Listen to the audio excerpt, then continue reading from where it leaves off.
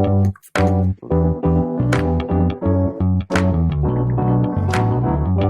by Riverside.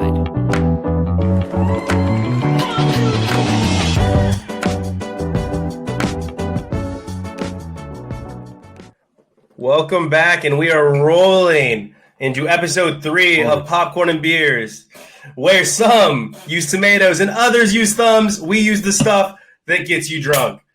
So we are going to start in our usual place. What were we watching this week? So, Josh, what were you watching this week?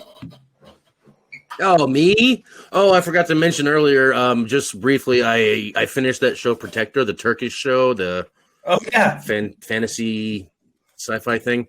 Don't watch it. That's my review. This 7th season, they did some cool things with time travel, but otherwise, it was.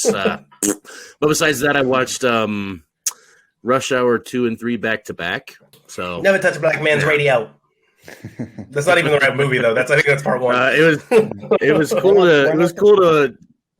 Oh, sorry. It was cool. We didn't watch the first one just because 2 just popped up on Netflix, and we're like, sure, me and the fam.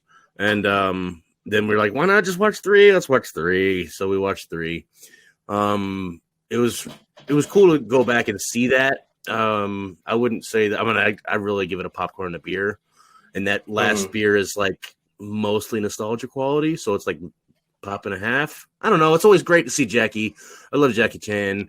He just makes good smiley movies. You smile no matter what when Jackie Chan's on screen. They definitely got the formula down. You get two people that are partners that are reluctant. Even in the third movie, like they spend 2 movies calling each other brothers, and then even in the third movie, you're not my brother.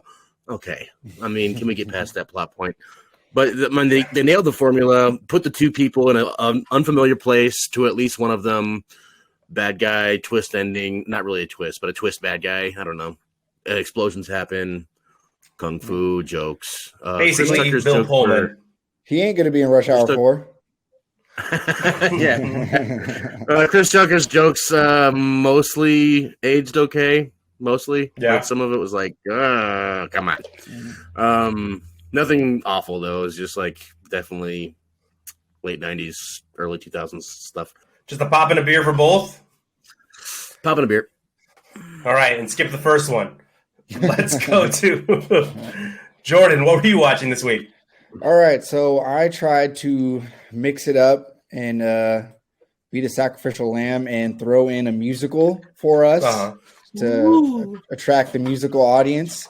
But I'm not your guy for the job.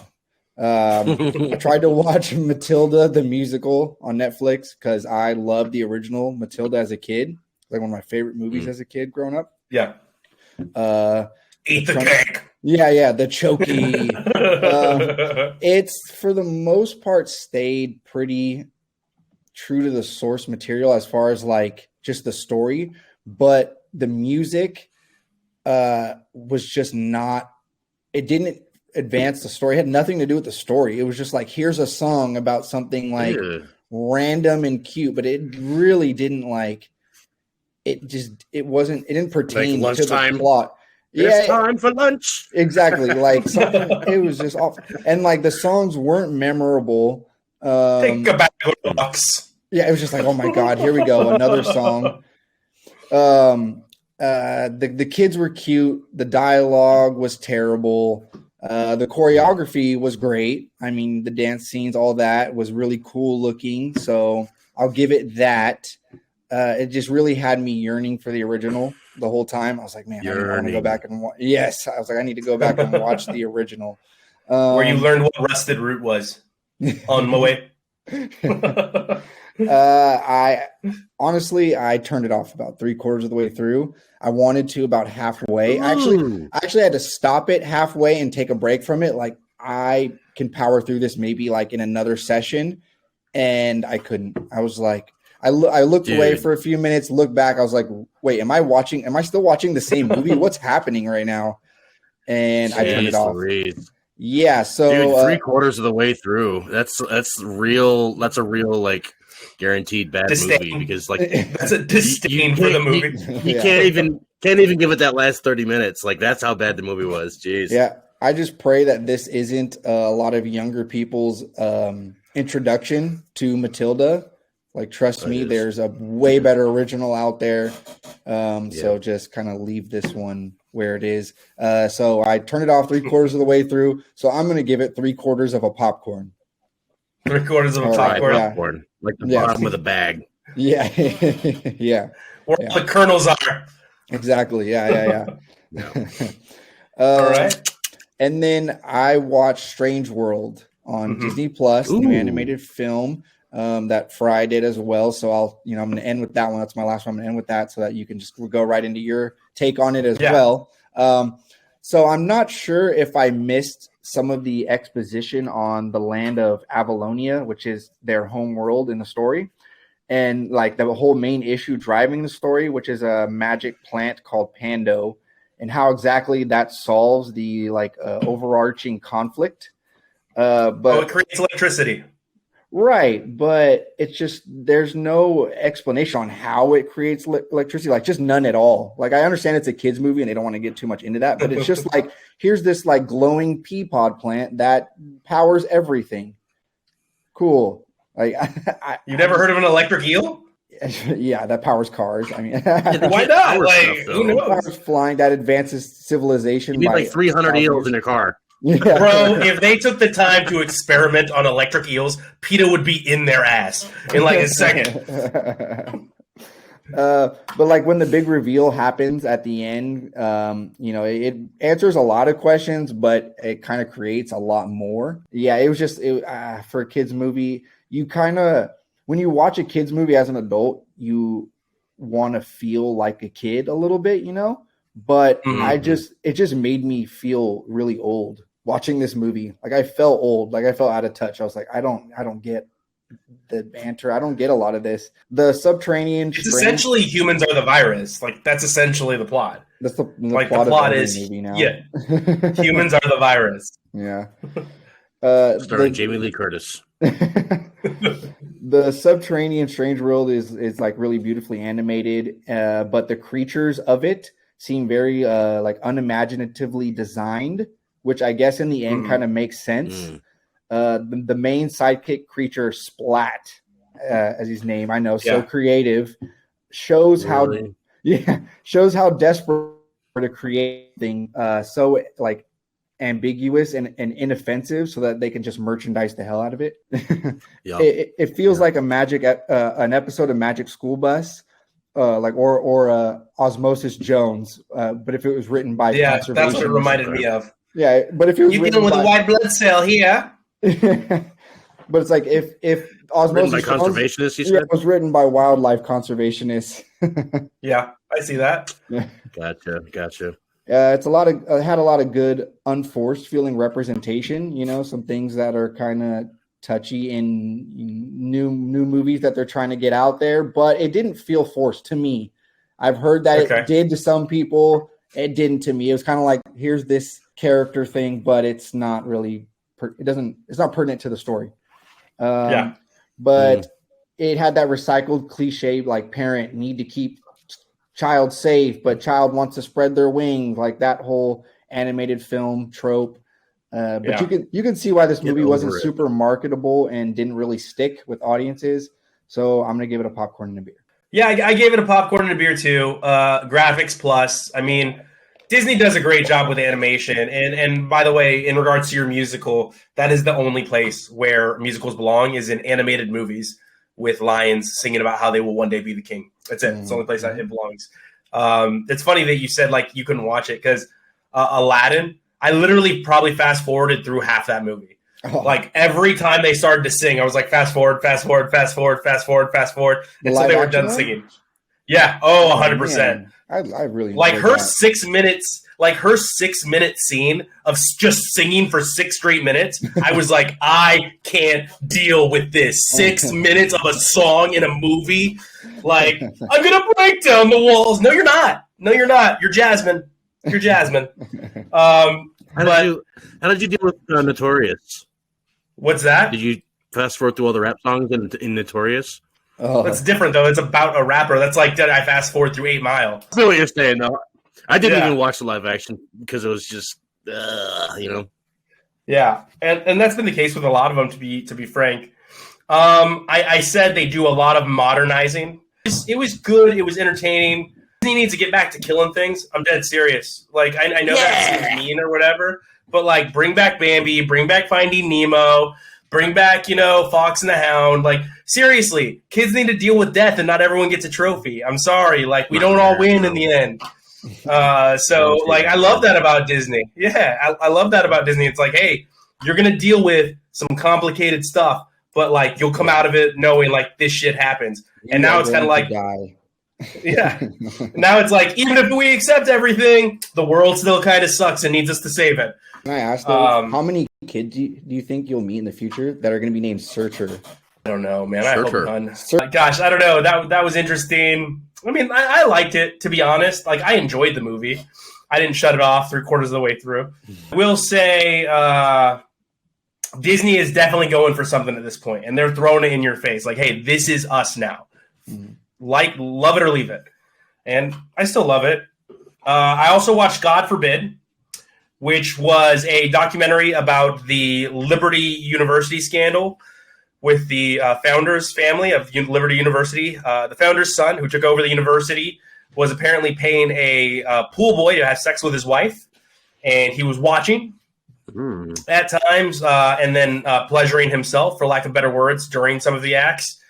And it was a young man. It was about an 18-year-old kid. Yeah, and he's got this great relationship with Jesus, right? Liberty University is a Christian organization.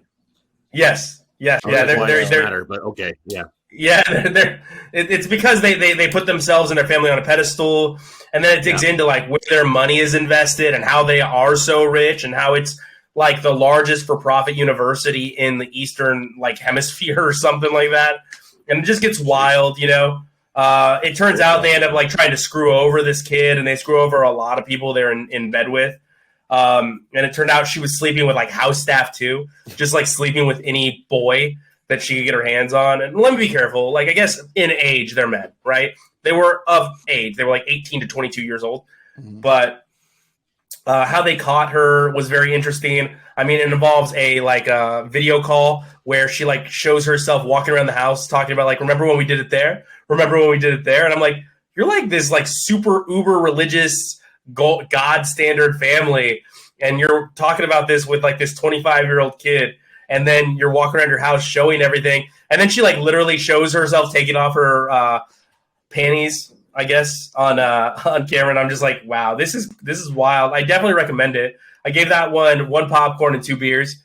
I think just for along for the ride. I think everybody should see stuff like this, because I see a lot of worship of false idols in today's world. Like they put these weird people up on pedestals because they have money, never thinking about how they obtain this money and how they really don't give a damn about you. Never better displayed than by Joel closing the doors on his church during the Houston floods. Like, they don't care about you at all. They just want your money. And no, it does not go to the church. It does not go to your sacrament. It goes straight into their private jet. So, so I definitely recommend it. And it's funny because Josh knows this. I'm not like anti-religious in any way, but like this stuff, I'm anti this stuff. So is he. No, so is Josh. So is Josh. I'm not, and it's hard for me to be anti a lot of things, like the obvious things, right? Like anti-murder, anti-harm to children, anti-harm to women, all that anti-murder? Stuff. But what a prude. But outside of that stuff, I'm pretty open-minded. So I think, like, if you're a dope person and you live your life in a good way, like, you should be able to do whatever you want without my involvement. Like, I shouldn't impact your glorious life, right? And I think that's also one of the things this shows is how involved they try to be in people's lives. I finished His Dark Materials, which is the antithesis of Liberty University, right? It's the anti-religion story and the destruction of all religion in the world, and the harm that goes over the harm that religion does. It's 3 seasons. It's a long watch. I think it's worth it. I gave it a pop and a beer. The hero is really cool. She's X-23. If you know who that is from Logan. Yeah. The actress that played X-23. It's the same actress. That's great. And then I gave that one a pop and a beer. So check those out. So let's get into our drunk classic. What was our drunk classic? our drunk classic this week was District 9. District 9. District 9. Yep. One of the best alien movies ever. Oh man, I call it gateway sci-fi. For those who aren't really into the deep lore and nerdgasming that typically alienates, no pun intended on that, non-avid sci-fi watchers. So the visual effects are excellent.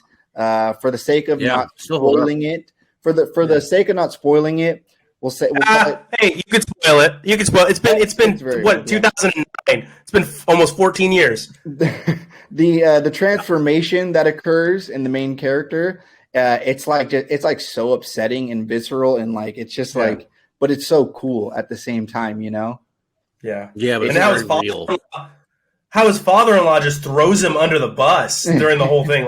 That one was I forgot how painful that was to watch, because he's like, I don't give a fuck about you, and just walks away. Right. It's got a little bit of everything for everyone, full of gritty action, dark humor, a love story, a poignant political and human drama, but it was it's overt. Yeah. It was the first major introduction to one of my favorite sci-fi directors, Neil Blomkamp, something like that. Blomkamp did Elysian and Chappie. It introduced us to an actor who became one of my favorite must-watch guys, Charlton Copley. The South African guy? Yes. Yeah. And a lot of stuff now. He's good. They're all South African, which is very interesting. It's very South African. Everyone in it's South African. I would say likely because no one else can do that accent on Earth. You can't fake that accent. That's true. It's like a mixture of every English really Commonwealth hard accent to do. Yeah, yeah. It's a mockumentary. Go ahead, sorry. It's a mockumentary film, which, as I mentioned in the last episode, is kind of one of my favorite subgenres of movies. Just makes for really good, really good acting. The aliens, or the prawns, as they're derogatorily labeled, are kind of an allegory for how immigrants or refugees are treated by society. And what really twists that theme deeper is the fact that it takes place in South Africa, which is historically not far off from apartheid. So you can see these like formerly segregated groups coming together to oppress a new race of outsider beings. And I always found it such an interesting kind of analysis of the tendency of people, because we suck. Kind of like a kid being bullied. Strange World and District 9. Yeah. Humans suck. People suck. Or like Josh said, every movie. So every movie boils down to, it's kind of like a kid being bullied at school who goes home and then bullies his little sibling, Yeah. It's like shit's got to roll downhill, Someone's got to get these knocks. The ending breaks your heart every single time you watch it. I've watched it 100 times, and every time I'm like, this sucks. Like Doesn't it also fill your heart a little bit? Because he changes throughout the movie. The main character, he changes, and his perspective alters in living with these people, with these beings, with these aliens, and he remains super selfish, right? All the way up till the very last minute, when he can understand the alien language completely, and he hears the guy calling out for his son, like, my son was on that, my son was on that. And that's kind of when he relates to the alien again. That's a good point. So, breaks your heart. Sorry, Jordan. I didn't mean to. That's what I got on it. Just give us the damn sequel already. Josh, go ahead. Sorry, big please get a sequel. But yeah, like you said, there's parts of that movie where, when they take him in and he's testing out the gun, and he's like, I'm not going to shoot, and then they can shoot the gun, and boy, oh boy, I mean, it's a jaw dropper in a few scenes, and I like that. Like you said, the mockumentary part, and they kind of just seamlessly get rid of the mockumentary aspect halfway through or whatever. After a while, it's just.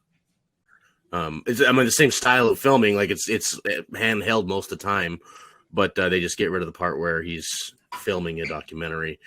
That's pretty cool when a film can make you forget that. You know what I mean?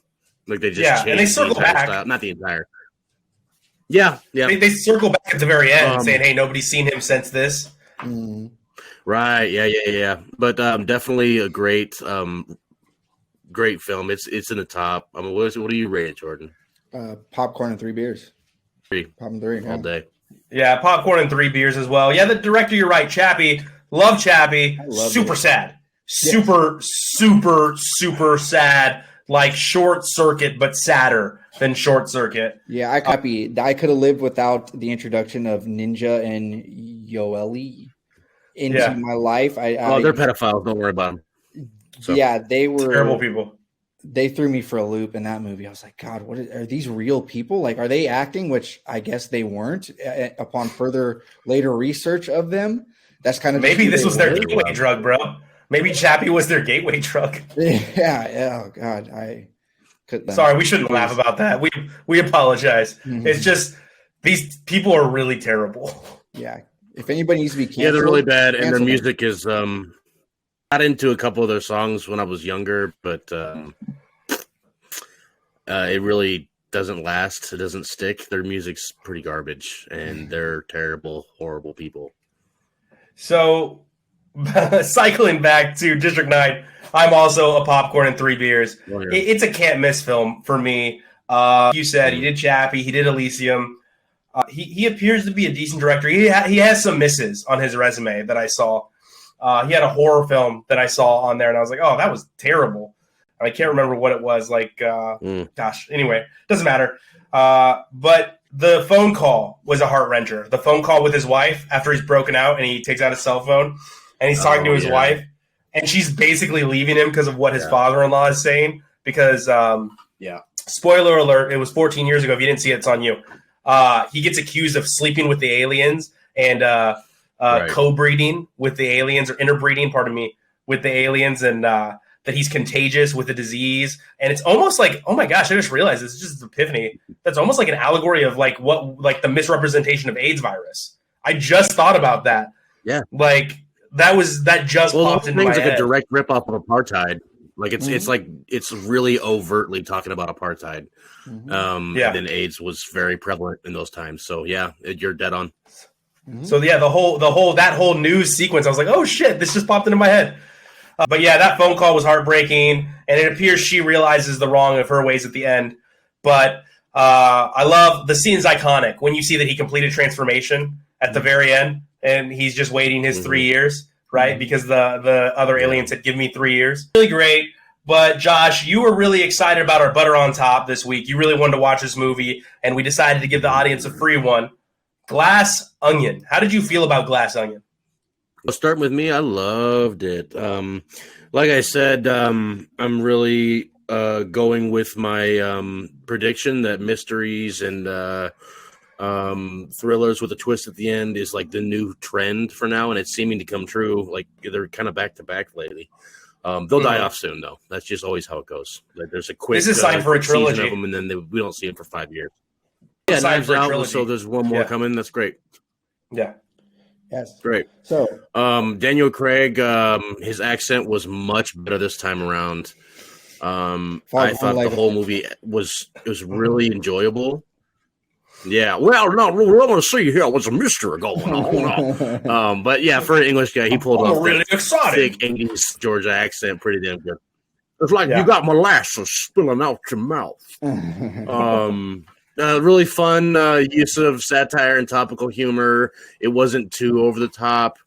My favorite part of the whole thing was in the news, Ben Shapiro's trending for not understanding how mystery movies work because he said the movie was actively bad. Actively trying to deceive the audience. Saying things are actively bad. Actively trying to deceive. Yeah. You're trying to deceive the audience. And he said, the first half of the movie is a misdirection. Of course it is, dum-dum. Anyway. But they do a lot of stuff with the podcast and Twitch realm, talking about toxic masculinity stuff, and the super rich guy in the movie. He's dressed like different billionaires at different stages of the movie. Yes, on purpose, I'm sure. Just really good satire. A lot of chuckles. A lot of chuckles throughout. Just little chuckles. Yeah, and had me guessing. I didn't realize it until way too late. Like, I should have guessed that a long time ago, the ending, but it was good. All right, and Jordan, you were about to say something? Oh, yeah, with his name, is he supposed to be from Georgia? I know he's supposed to be from the South, but he's supposed to be from Georgia. I'm just guessing. Oh, okay. I think was gonna Georgia. say, with a name Carolina, maybe, I don't know. with a name like Benoit Blanc, I was like, maybe, because I was trying to figure it out the whole time. Maybe like, Louisiana. Yeah, maybe it's from Louisiana. It's a French thing. That's Louisiana, yeah. Little detective work there. Or it could be South Georgia, but but yeah, Benoit Blanc's a very Cajun name. It's Florida, Georgia, and Louisiana. Remember, the French occupied that whole territory. Yeah. Like, I don't know how people forget The that. whole Gulf, yeah. Yeah. Could be anything, yeah. So these are some of my hot word kind of takeaways from it. I wrote down fancy words like buttress and abbreviate that you're not sure are words throughout the movie. Yeah, but then you realize a lot of them aren't actual words. So you're like, cool, I'm not crazy. I'm not grammatically challenged. Or used in the wrong context. Yeah. Buttress. I was so confused by that scene. I was like, wait, is this on purpose? I don't. Well, buttress is a real word, but it refers to construction, like a construction. And that's what he points out. Like, he's like, you used it in the wrong context. Yeah, I had to go down a Google hole to like how the context of that word fit into the dialogue of that scene. I was like, I didn't get it. Also, fax machines. Brought back the fax machines for all you kids out there. That was once a real thing. Poop on those. Yeah. They still exist, man. Hard kombucha, which kombucha doesn't need to exist. My personal opinion, shouldn't exist. I think that it's great. Yeah, we need to ship it off the planet, all of it. Josh loves it. Yeah, it's good. I'm indifferent. Really? I'm indifferent. Sometimes it's good, sometimes it's bad. I gave it a shot. I've done kombucha tasting against my will, and I did not like the taste of a single one I've tried. So You're so from California. yeah, it's a hard no for me. And then adding alcohol to that, no. No, you don't add alcohol. You just let it ferment in a way that becomes alcoholic. Yeah. Science. What were we gonna say, Jordan? But I understand. Who again is like, it's this celebrity's hard kombucha? Jared Leto. Jared Leto. Jared Leto's hard. I wouldn't drink anything that Jared Leto makes, first of all. No, not at all. Absolutely not. And the hourly dong is my favorite part of the movie. Yeah, that was great. I love the first cigar scene. The first cigar scene had me rolling. Like, that first cigar scene, before like we move further on and there's a second cigar scene. That very first cigar scene, I was laughing my ass off. I was laughing so hard because I feel like that would be my exact reaction if something went off. Like, I would like try to cover it up at first, and then when I realized I couldn't cover it up and I was making it worse, I just tried to walk away as fast as I possibly could. Like, yeah. That was really cool. Yeah, I was like, that was super relatable. Speaking of that, speaking of both of those things, the kombucha and the littering, did it get you guys goats to see them just throwing glass bottles around the pool? Yeah. I mean, it was probably a purposeful move because these are, rich assholes that are, non-caring about stuff. And they're just throwing glass bottles all over the pool. And like, they're not breaking, but like, it's very dangerous to do that. And that was one of the underlying messages, right? Like, that was one of the very underlying messages. Like, hey, like, rich people genuinely don't give a fuck about you. They're just selfish. They're only concerned with their own. Yeah. And like, throughout the movie, that gets pointed out by one of the other stars, played by Janelle Monáe, right? Like, throughout the movie, she points out, like, they only care about themselves. They don't care about anything else. They don't care about the rich guy. They literally just care about how this person can help them get ahead. Like, that's it. And that's the theme through a lot of it. Josh, what did you give it? What did you rate that film? Oh, I'm going to put it at a nice buttery popcorn and maybe 2 beers. Okay, popping 2 beers. Yeah, it was a pleasure to see Kate Hudson coming back, by the way. Yeah, I thought so too. I was like, oh, Kate Hudson. I like that. So yeah, good. I'm going to give it a pop and 2. Pop and 2 as well. And 2, yeah. Pop and 2. Okay. I also liked Kate Hudson coming back, and I felt like she crushed that role. I did. I felt like Kate Hudson played that role as hardcore as anyone could have played that role. The role of Birdie. Yeah, she was fantastic. Yeah, aloof yet semi-smart, right? Like she's aloof and like kind of ignorant to a lot of different things, but then semi-smart. Like she's got an idea of what's going on. The quote by Benoit when he says, "Speaking what's on your mind isn't always the truth, as much as it is." What is it? What did he say? It's a dangerous thing. Something like it's a dangerous thing to. I forgot what it says. But yeah, speaking without thought is not the same thing as speaking the truth. Mm-hmm. Yeah, is essentially what he says. And I was like, I really dug that quote, and now I can't leave it because I didn't write it down. I had it written down, and I deleted it in pre-production. I was like, I'm not going to mention that. Yeah, I was like, I loved it. I love that quote. I did. That's funny. For me, I will say I gave it a popcorn and a beer. I didn't quite give it the 2 beers that you guys did. I thought it was really good. I don't want anything to take away from it. But again, maybe I'm got fatigue of this style of film. Maybe that's what it is. But I did enjoy it. I don't want that to be the case. I just, a lot of it is stuff I've seen before. If you know anything about Edward Norton's work at all, this is right on Edward. This is right on the nose for Edward Norton. Right on the nose. Like it is Edward Norton. They cast it perfect casting. Yeah, it was his role. Yeah, it was great casting. I loved Ed Norton. I loved him playing the rich smug guy that he outsources everything he does. But I'll go a popcorn and a beer. I'll be the dissenter amongst us, where that way we don't keep giving every new movie we see a popcorn and 2 beers, right? Yeah. Wait, isn't 3 the highest? Avatar. What's that? Yeah, 3 is the highest. Not okay. Yeah, Avatar. I don't know if I did last time, but popcorn and 1 maximum for me for Avatar. I don't know if I have to retract my statement. You do. You did a popcorn and 2 beers. Okay, so yeah, Poppy 2 for this one. I do want to point out though, because I hate some tropes. You can't not have tropes in movies because that's what movies are. But there's one particular trope. I guess I'm going to spoil it. No, it's so new. It's so new. A bullet saving someone's life. I hate. Or no. The bullet was stopped by something in the breast pocket, and I think I only spoil that because it's happened in every movie since the 60s. Can we stop doing that, please? Just shoot him in the butt. We don't have to shoot him in the breast. Oh, my Bible, or I had this lucky coin from my father. And shut up. Or stop hits him in the shoulder. So it doesn't hit him in the breast, right? The shoulder instead of the breast. Like, well, that's okay. Like, I'm still shot. You know what I mean? Like, I have a gunshot wound. That I can deal with that. But someone just pulling something. Oh, my phone saved my life, or whatever it was. Thank God. So that's a little spoiler. Sorry. I was watching the movie with somebody that spent some time with girls like the alpha male Batista's girlfriend. I can't recall the character's name. Whiskey.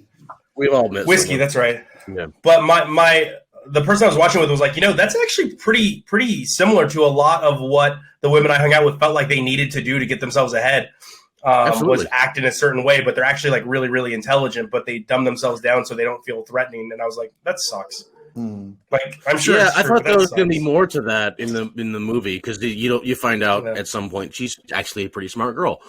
They fall out, but it also sucks that you feel like you have to use people to. But they're all using people, so she's not the bad guy. Everyone's a bad guy in that movie. Can I mention the cameos of Hugh Grant and Ethan Hawke, who I looked up the IMDb? Who's Ethan Hawke is billed as Efficient Man. Like, what does that mean? He's the guy who does the COVID throat injection, which is completely unnecessary to the plot. Like they needed, it felt like really focused on that for like a solid couple minutes, like them wearing masks, them being content, this and that, and then they had to like invent their own vaccine. But then it's just like just that's it. Nope, you're good now. Nope, you're good. Yeah, you're good.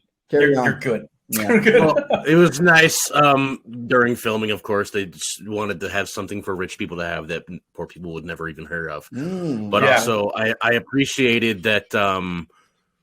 There's been a few movies that COVID's part of the subject, and I just can't watch it because I don't want to watch something about COVID. but they did it just a little light touch, and I thought that was okay. You know what I mean? Just a little COVID mention, and then moving on. And what's up with no explanation for the Big Lebowski guy that's just chilling in the background the whole movie? Red herring, bro. I loved it. He was just a loiterer. He was just a film loiterer, and he was so funny. And I love the idea of rich people just keeping stragglers along with them. Yeah, just figuring things out, bro. I'm not here. Yeah. Mm-hmm. Almost unanimous. Pop 2 beers. I'm the dissenter. A pop and 1 beer. We all think you should check it out. Glass Onion was fun. It's free. It's on Netflix. Great cast. Yep. Great story. A lot of fun for everyone. The whole family can watch this one. Check it out. What are we watching when the whole cast is just having fun? You know what I mean? Yeah, 100%. And you can tell they actually like each other. Who's better, Benoit Blanc or Hercule Poirot from the Death on the Nile, Murder Orient Express series? Oh, Benoit, but I do appreciate that shout out because he's awesome too. He plays his character well. Yeah. With the mustache, the double mustache. Would you be more looking forward to the trilogy film of this series or the Hercule Poirot one? I think Death on the Nile is not getting a trilogy, right? Yeah, I think Benoit Blanc's. No, I don't think so. I think that was it. Death on the Nile was it. But I don't know. Yeah, Benoit Blanc is good. I'm fine with it. Like, just keep him coming back. Daniel Craig's in it for the money now, and I'm okay with that. I'm cool with that. Like, he's just taking he's on that De Niro train, you know, where he's not doing the art stuff. Well, it's a fun role too. And he can do that. He can do Benoit Blanc for 30 years if he wanted to, and he probably will if they let him. If they let him, no, I don't know. He quit James Bond eventually, but because he did get old. It's hard to maintain that figure. Jordan, as we wind down, what will be the butter on top for next week? Babylon, like the show, like the show. No, like the Bible, dude. Like the Bible. So the new movie is coming out. It will be in theaters this week. Pardon me, this Friday. So if you want to watch it with us, send your review in the comments. That would be fantastic. And don't worry, I did not forget. Next week's Drunk Classic is going to be Running Scared with Paul Walker. Ooh. Running Scared with Paul Walker. Never seen it, so I'm excited. Fantastic movie. You're gonna love it. It's one of my favorite films. Running Scared. So I invite you all to. It's available for rent on all platforms. So Apple, Amazon, and Hulu. You can rent it. Now, Strange World, you can get that on Disney Plus, like we said. God forbid you're going to be able to get that on Hulu. Rush Hour 2 and 3. You said Netflix, Josh? I guess I don't know. Whatever. You can find that anywhere. Yeah.